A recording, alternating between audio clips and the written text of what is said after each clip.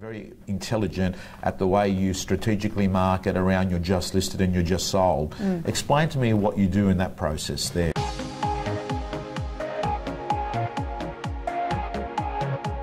Hi everyone, it's Panos here, and I've got with me Lynette Malcolm.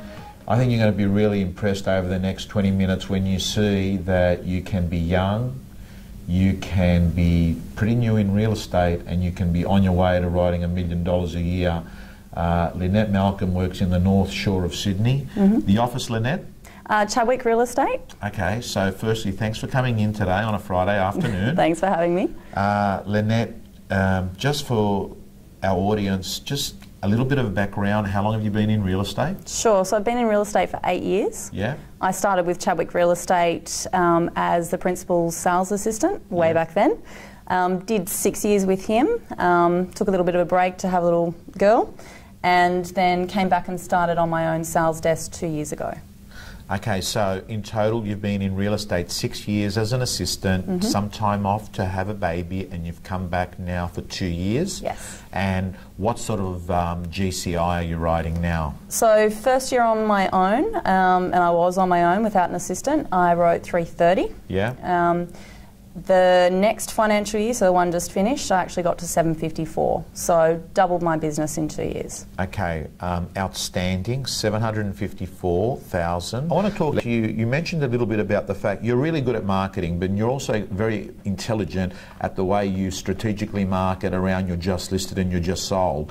Explain to me what you do in that process there. So whenever I've got a property coming onto the market, particularly in my farming area, but anywhere in general, I target the street. So about a week before the signboard's going up, I'll have my assistant, I don't personally write them, but write a handwritten note.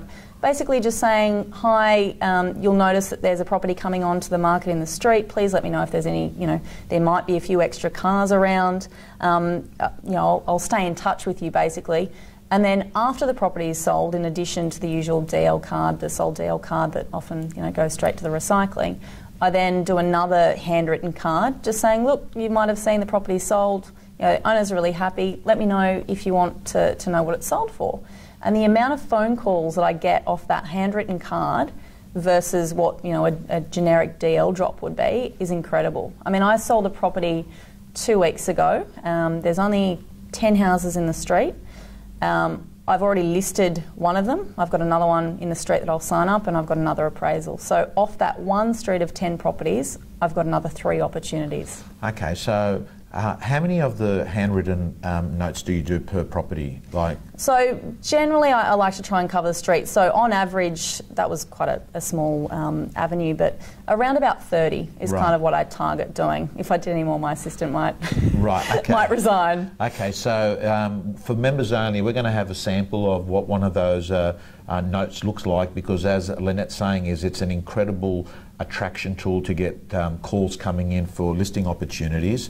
But in addition to that, you also do DL cards. Yeah, absolutely. And that is a larger area you drop those? Yeah, so we do on average about 100 DL cards per listing. That completes the free video. If you'd like to see the full length of this interview, plus get the implementation video, plus get the scripts and dialogues and accountability, I recommend you join the Real Estate Gym.